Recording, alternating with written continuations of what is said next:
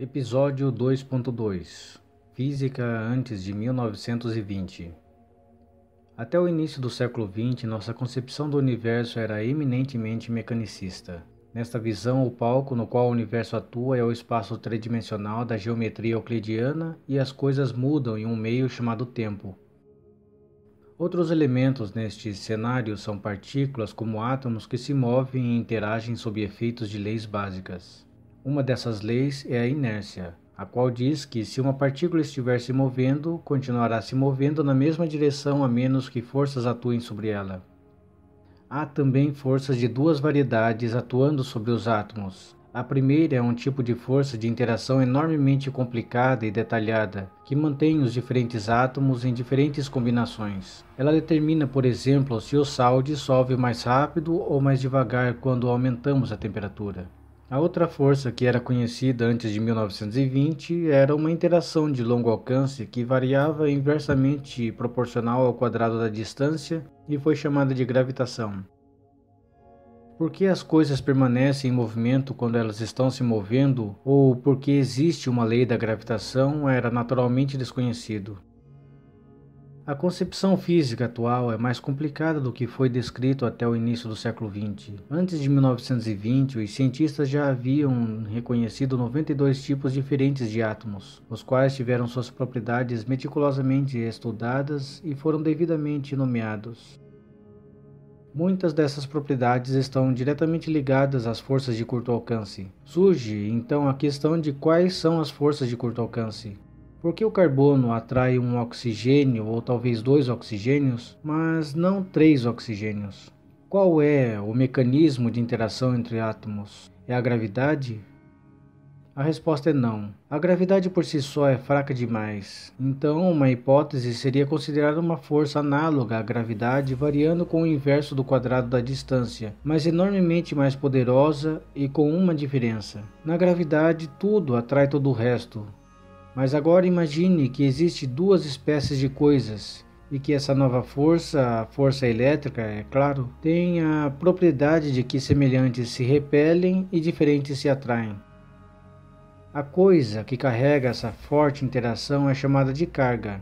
Nestas condições, suponhamos que temos dois diferentes que se atraem um ao outro, um positivo e outro negativo, e que se agrupam muito próximos.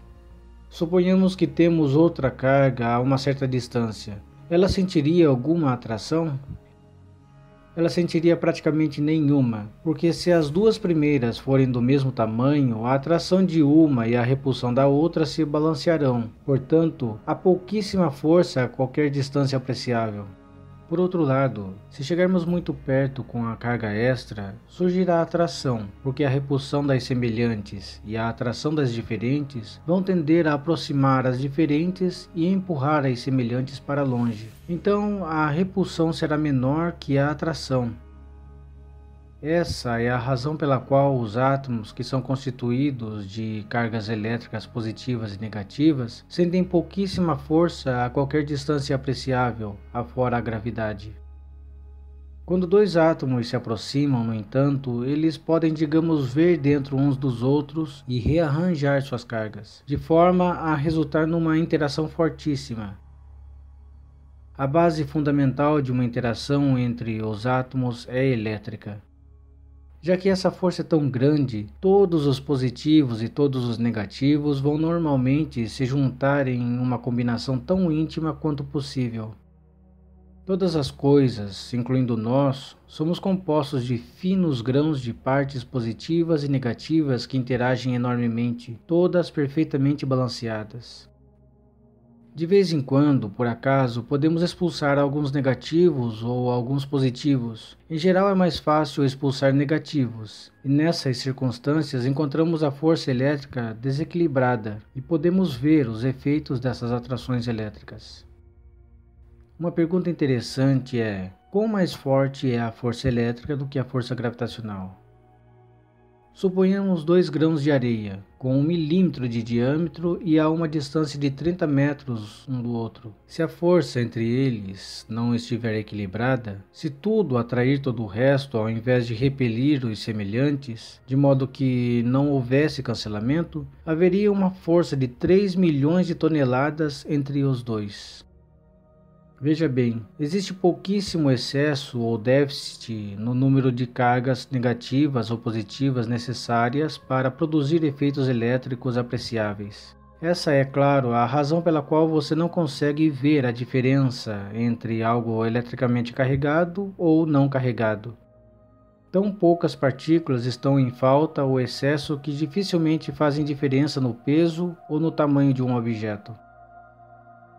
Com essa noção de partículas e forças elétricas, pensou-se que átomos são compostos por núcleos pesados formados de partículas positivamente carregadas, rodeados por partículas leves, negativamente carregadas.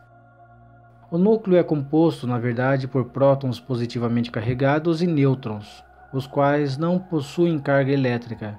Já as partículas leves negativamente carregadas que cercam o núcleo são os elétrons. As propriedades químicas dependem dos elétrons de fora e, de fato, apenas de quantos elétrons existem. Portanto, as propriedades químicas dependem basicamente de um número, o número de elétrons. Na época em que foram descobertos os elementos químicos, não se sabia que poderiam ser identificados por números. Então foram identificados por nomes. Por exemplo, átomos com 6 prótons dentro do núcleo cercados por 6 elétrons são átomos de número 6 na tabela periódica e são chamados de carbono. A interpretação natural da interação elétrica é que 2 objetos semelhantes se atraem um ao outro, positivo contra negativo. Entretanto, descobriu-se que essa era uma representação inadequada. Uma representação mais adequada da situação é dizer que a existência da carga positiva, em certo sentido, distorce ou cria uma condição no espaço, de modo que quando colocamos uma carga negativa nele, ela sente uma força. Essa potencialidade de produzir uma força é chamada de um campo elétrico. Assim temos 2 regras. Cargas produzem campos e cargas em campos têm forças que são exercidas sobre elas e se movem. Feynman considera o seguinte fenômeno interessante. Se carregarmos eletricamente um corpo, como um pente, e em seguida colocarmos um pedaço de papel carregado a certa distância e movermos o pente para lá e para cá, o papel vai reagir apontando sempre para o pente. Se movermos o pente rapidamente, observaremos que o papel estará um pouco atrasado, haverá um retardo na ação. No primeiro estágio, quando movemos o pente mais lentamente, encontramos uma complicação que é o magnetismo. Influências magnéticas estão associadas a cargas em movimento relativo. Então, forças magnéticas e forças elétricas podem realmente ser atribuídas a um campo, como 2 aspectos diferentes exatamente da mesma coisa. Uma mudança no campo elétrico não pode existir sem magnetismo. Se afastarmos ainda mais o papel carregado, o retardo será maior. Então, algo interessante é observado. Embora as forças entre 2 objetos carregados devam ser inversamente proporcionais ao quadrado da distância, observa-se que quando agitamos uma carga, a influência se estende para muito mais longe do que imaginamos a princípio, ou seja, o efeito diminui mais lentamente do que o inverso do quadrado. Aqui está uma analogia. Se estamos em uma piscina cheia de água e existe uma rolha flutuando bem perto, podemos movê-la diretamente empurrando a água com outra rolha. Se você olhar apenas para as 2 rolhas, tudo o que verá é que uma se move imediatamente em resposta ao movimento da outra. Existe algum tipo de interação entre elas. Está claro, o que realmente fazemos é agitar a água então agita a outra rolha. Poderíamos formular uma lei que, se empurrarmos a água um pouco, um objeto próximo na água se moverá. Se estivesse mais distante, é claro que a segunda rolha se moveria muito pouco, pois deslocamos a água localmente. Por outro lado, se agitarmos a rolha, um novo fenômeno estará envolvido, onde o movimento da rolha desloca a água de forma a produzir ondas que se propagam. Então, pela agitação existirá uma influência de muito maior alcance. uma influência oscilatória que não pode ser entendida a partir da interação direta. Portanto, a ideia de interação direta deve ser substituída pela existência da água, ou, no caso elétrico, pelo que chamamos de campo eletromagnético. O campo eletromagnético pode transportar ondas. Algumas dessas ondas são luz, outras são usadas em transmissões de rádio, mas o nome geral é ondas eletromagnéticas. Essas ondas oscilatórias podem ter várias frequências. A única diferença real de uma onda para outra é a frequência de oscilação. Se agitarmos uma carga de lá para cá cada vez mais e mais rapidamente e olharmos os efeitos, teremos uma série inteira de diferentes tipos de efeitos, todos unificados pela especificação de um só número, ou número de oscilações por segundo.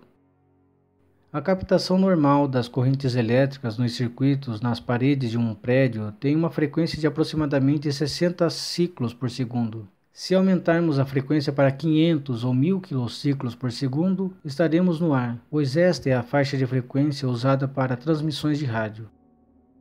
Se novamente aumentarmos a frequência, entraremos na faixa que é usada para transmissão em FM e TV. Indo além, usamos certas ondas curtas, por exemplo para radar, ainda mais e não precisamos de um instrumento para ver a onda.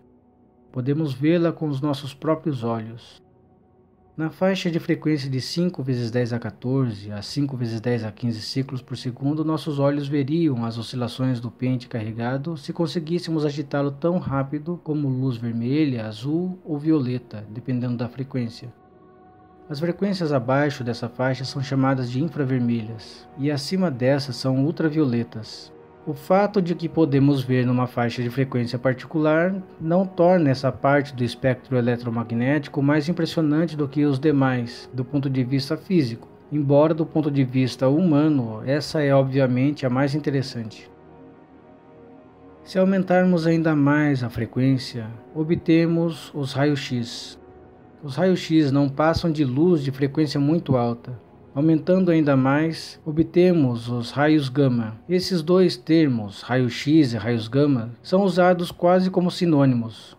Geralmente raios eletromagnéticos advindos de núcleos são chamados de raios gama, enquanto que os de alta energia, de átomos, são chamados de raio-x. Mas a mesma frequência são fisicamente indistinguíveis, não importando qual seja a fonte. Se formos para frequências ainda mais altas, digamos 10 a 24 ciclos por segundo, verificamos que podemos produzir tais ondas artificialmente. Podemos encontrar ondas eletromagnéticas com frequências estupidamente altas, com frequências até 1000 vezes mais altas nas ondas encontradas em raios cósmicos. Se inscreva no canal, comente e compartilhe. Sua contribuição é muito importante para que este projeto continue.